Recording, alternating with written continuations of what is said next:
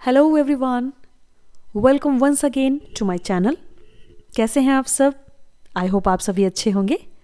आज के इस ट्यूटोरियल में मैं आपको बताने वाली हूँ डायरेक्ट एंड इनडायरेक्ट नरेशन और स्पीच के बारे में। और इसी वीडियो के साथ मैंने डायरेक्ट इनडायरेक्ट की सीरीज़ स्टार्ट की है, जिसका यह फर्स्ट पार्ट है। और इसमें मैं आपको बताने वाली हूँ कि डायरेक्ट इनडायरेक्ट होता क्या है और इसके क्या रूल्स होते हैं।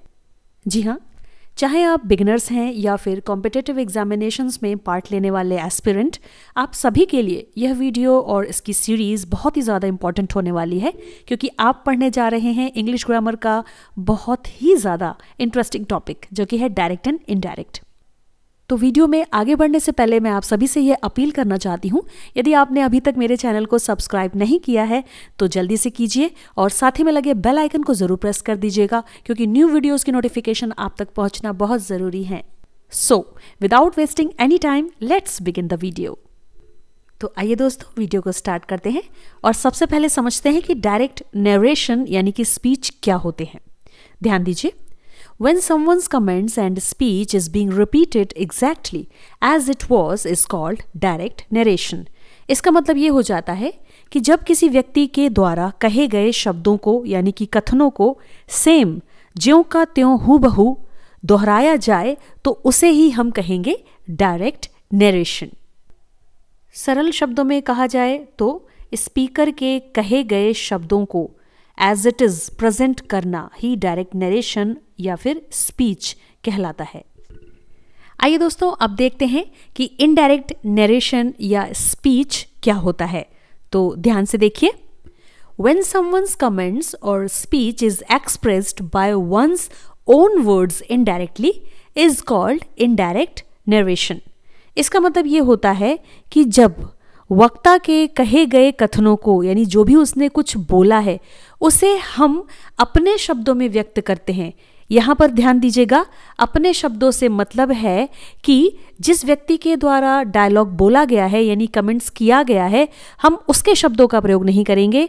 हम उसकी कही गई बात को, उसकी कही गई इंफॉर्मेशन को अपने शब्दों में बोलेंगे, तो उसे कहा जाएगा इनडायरेक्ट नरेशन या फिर स्पीच। आशा करती हूँ दोस्तों आप सभी को डायरेक्ट नरेशन और इनडायरेक्ट नरेशन का यह कॉन्सेप्ट समझ में आ रहा होगा। चलिए, इसे और अच्छे से समझने के लिए सबसे पहले नज़र डालते हैं एग्जाम्पल पर। तो एग्जाम्पल आपके सामने है। तो दोस्तों, सेंटेंस को ध्यान से देखिए।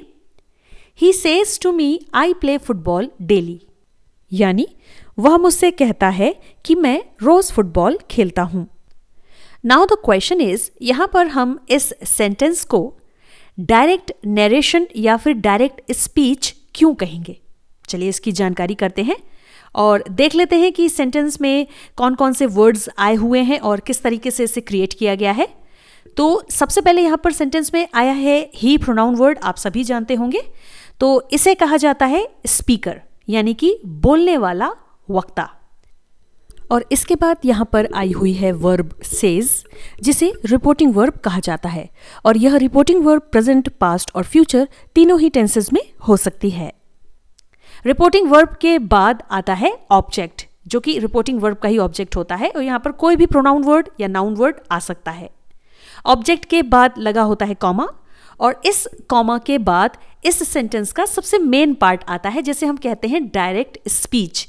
जी हाँ, यहाँ पर हम उन्हीं शब्दों को रखते हैं जो स्पीकर के द्वारा बोले जाते हैं, यानी कि एज इट इज उन शब्दों को इन्वर्टेड कॉमास के अंदर रख दिया जाता है और यह कहलाता है रिपोर्टेड स्पीच।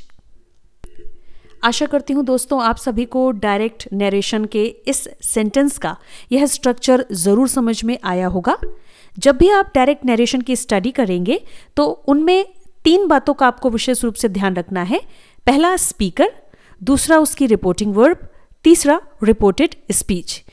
क्योंकि इन्हीं तीनों के अकॉर्डिंग डायरेक्ट नरेशन को इनडायरेक्ट नरेशन में कन्वर्ट करते समय कई तरीके के चेंजेस किए जाते हैं। चलिए अब जानते हैं इनडायरेक्ट नरेशन क्या होता है। लेकिन उससे पहले मैंने यहाँ पर इस न्यू स्लाइड में पिछले ही सेंटेंस को लिख लिया है, जो कि ब्लैक कलर में है।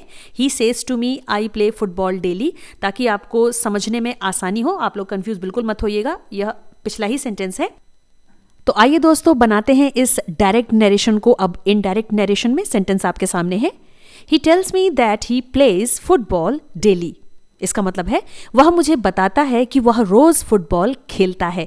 जी हाँ, यहाँ पर यह एक इनडायरेक्ट नरेशन बन गया है जिसमें स्पीकर की कही गई बात को हूबहू ना कहकर हम उसे चेंज कर रहे हैं अपने शब्दों में। आप देख सकते हैं ब्लैक कलर के सेंटेंस में स्पीकर ने जो बात कही थी वो थी आई प्ले फुटबॉल डेली, लेकिन इनडायरेक्ट नरेशन में हमने स्पीकर की कही गई बात को चेंज कर दिया है और उसको जब अपने शब्दों में बोला है तो वो कुछ इस प्रकार है, ही प्लेज फुटबॉल डेली। आइए फ्रेंड्स एक बार देख लेते हैं कि यहाँ पर हमने इनडायरेक्ट नरेशन का स्ट्रक्चर कैसे बनाया है। शुरुआत करते हैं। सबसे पहले आप देखिए यहाँ पर डायरेक्ट नरेशन में ही स्पीकर है, तो इनडायरेक्ट नरेशन में भी हम इसको ही रखेंगे, मतलब इसमें कोई चेंज नहीं होगा। उसके बाद आप देख पा रहे हैं रिपोर्टिंग वर्ब सेज आई हुई है, यानी सेज टू। तो इस प्रकार से जब भी कोई रिपोर्टिंग वर्ब डायरेक्ट नरेशन में आती है तो उसे हम चेंज कर देते हैं टेल्स में। ऑलराइट, क्योंकि यह एक प्रेजेंट टेंस की वर्ब है। जैसा कि पहले भी मैंने बताया है कि जब हम डायरेक्ट नरेशन को इनडायरेक्ट नरेशन में कन्वर्ट करते हैं तो आने वाली रिपोर्टिंग वर्ब हमेशा टेंस के अकॉर्डिंग चेंज होती है और उसके कुछ अलग रूल्स होते हैं। तो वो मैं आपको एक चार्ट की मदद से समझाऊंगी। चलिए पहले यहाँ पर देख लेते हैं आगे। अब यहाँ पर रिपोर्टिंग वर्ब टेल्स चेंज कर दी गई है और उसके बाद लगा दिया गया है ऑब्जेक्ट मी। टू को हम बिल्कुल नहीं लगाएंगे, टू को अवॉइड करेंगे। अब इसके बाद जो मेन पार्ट शुरू होता है वो है डायरेक्ट स्पीच का। तो इसके लिए अब हमने क्या किया है, यहाँ पर कॉमा ऑब्जेक्ट के बाद जो लगा था उसे हटा दिया है और लगा दिया है यहाँ पर दैट कंजंक्शन को। और दैट कंजंक्शन इसलिए लगाया गया है क्योंकि यहाँ पर हमें हटाना है इन्वर्टेड कॉमास को।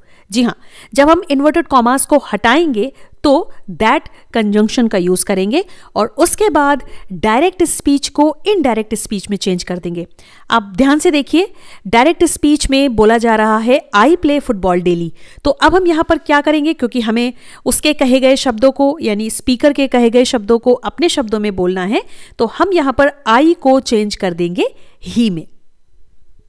तो इस प्रकार हमने आई प्रोनाउन वर्ड को चेंज कर दिया है ही प्रोनाउन वर्ड में, जो कि एक सिंगुलर नंबर सब्जेक्ट है और इसी सिंगुलर नंबर सब्जेक्ट के अकॉर्डिंग ही इसके बाद आने वाली वर्ब यानी मेन वर्ब लगाई जाएगी। और इसलिए हमने यहाँ पर प्ले के आगे एस बढ़ा दिया है क्योंकि यह सेंटेंस एक प्रेजेंट टेंस का सेंटेंस है और प्रेजेंट टेंस के सेंटेंस में singular number subject he she it के साथ हम लगाते हैं मेन वर्ब में एस और ई एस। और यहाँ पर प्लेज वर्ब के बाद हमने ऐड कर दिए हैं बाकी के अदर वर्ड्स जो कि है फुटबॉल डेली। तो इस तरीके से यहाँ पर यह सेंटेंस तैयार हो चुका है जो कि है इनडायरेक्ट नरेशन। आशा करती हूँ दोस्तों आप सभी को डायरेक्ट इनडायरेक्ट का यह इंट्रोडक्टिव वीडियो ज़रूर समझ में आया होगा, जिसमें मैंने एक्सप्लेन किया है कि डायरेक्ट और इनडायरेक्ट नरेशन क्या होते हैं और इनके सेंटेंसेस के स्ट्रक्चर किस प्रकार बनाए जाते हैं। वीडियो अच्छा लगा हो तो जल्दी से लाइक शेयर एंड सब्सक्राइब करें और साथ ही में लगे बेल आइकन को जरूर प्रेस कर दीजिएगा। तो आज के लिए इस वीडियो में इतना ही, यहीं पर मैं वाइंड अप करती हूँ। मिलते हैं इस वीडियो के अगले भाग में, तब तक के लिए मुस्कुराते रहिए, पढ़ते रहिए एंड थैंक्स फॉर वॉचिंग।